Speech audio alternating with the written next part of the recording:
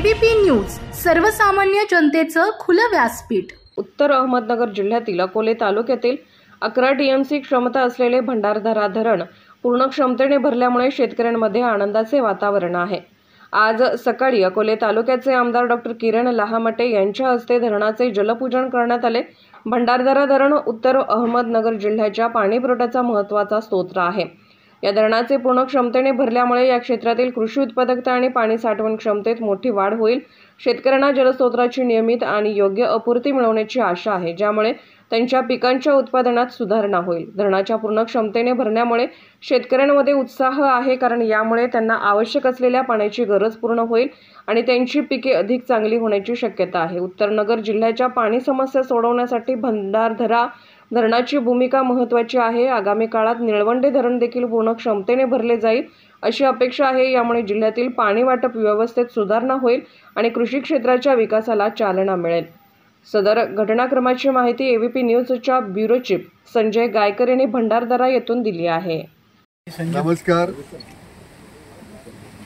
अकोले तालुक्यातील सर्व धरणं भरलेली आहेत आणि अकोले तालुक्यातच नाही तर पूर्ण नगर जिल्ह्यामध्ये मोठं आनंदाचं वातावरण आहे, कारण अमृतवाहिनी प्रवरीवरचं भंडारदरा धरण, निळवंडा धरण हे संपूर्ण नगर जिल्ह्याची तहान भागवते। तसंच मुळा नदीवरचं आंबी धरण असेल, पिंपळगाव खांड धरण असेल किंवा मुळा धरण असेल, त्याच्यामुळं मुळामाई पण नगर जिल्ह्याची तहान भागवते।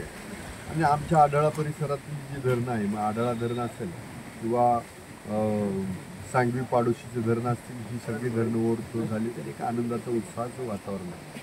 खरं तर मधल्या काळामध्ये खूप पर्जन्यवृष्टी झाली आणि त्या पर्जन्यवृष्टीमध्ये शेतकऱ्यांचं थोडंफार नुकसान झालं आहे, परंतु एक वेळेला कोरडा दुष्काळापेक्षा ओला दुष्काळ परवडला अशी परिस्थिती सगळीकडं राहते आहे। महाराष्ट्रामध्ये ज्या प्रमाणामध्ये अतिवृष्टी झाली आणि नुकसान झालं, त्या पटीत अकोल्याला निसर्गानं सावरलं आहे आणि खरं तर निसर्गाची कायम कृपा ह्या अकोले तालुक्यावरती राहिली आहे। आणि म्हणून आज मुळा खोऱ्यातील ज्या धरणांचं जलपूजन झालं, आढळा खोऱ्यातील जलपूजन झालं आणि आता ह्या अमृतवाहिनी प्रवरेवरचं जे भंडारदरा धरण आहे, हे नुसतं धरण पिण्याची तहान भागवते अशातलं नाही, शेतीची तहान भागवते अशातलं नाही, तर याच्यामुळं आमच्या भंडारदरा परिसरामध्ये पर्यटनातूनही मोठा रोजगार निर्माण होतोय। म्हणून हे धरण भरणं, ओव्हरफ्लो होणं आमच्या दृष्टीने खूप महत्त्वाचं आहे आणि म्हणून निसर्ग देवतेचं मनापासून आभार मानतो। अशीच कृपा आमच्यावरती राहू द्या। ही अमृतवाहिनी प्रवरा ही रतनगडापासून सुरू होते आणि संपूर्ण नगर जिल्ह्याची तहान भागवत पुढे जाते। खरं तर या निसर्गानं जे आम्हाला दिलं आहे, मग हरिश्चंद्रगड परिसर असेल, रतनगड परिसर, कळसुबाई परिसर असेल किंवा तिकडं विश्रामगड परिसर असेल, पट्टा किल्ला परिसर असेल, ह्या सगळ्या परिसरातून ज्या नद्या येतात ते ह्या तालुक्याला, ह्या मतदारसंघाला समृद्ध बनवत आहेत। म्हणून ह्या सर्व नद्या म्हणजे आमच्या आया आहेत, यांचे मनापासून आम्ही आभार मानतो की अशीच समृद्धी आमच्या तालुक्याला राहू द्या। वरुण देवतेचेही आभार मानतो, अशीच कृपा आमच्यावरती राहू द्या। निसर्ग देवतेचेही आभार मानतो, निसर्ग देवतेची अशीच कृपा आमच्यावरती राहू द्या।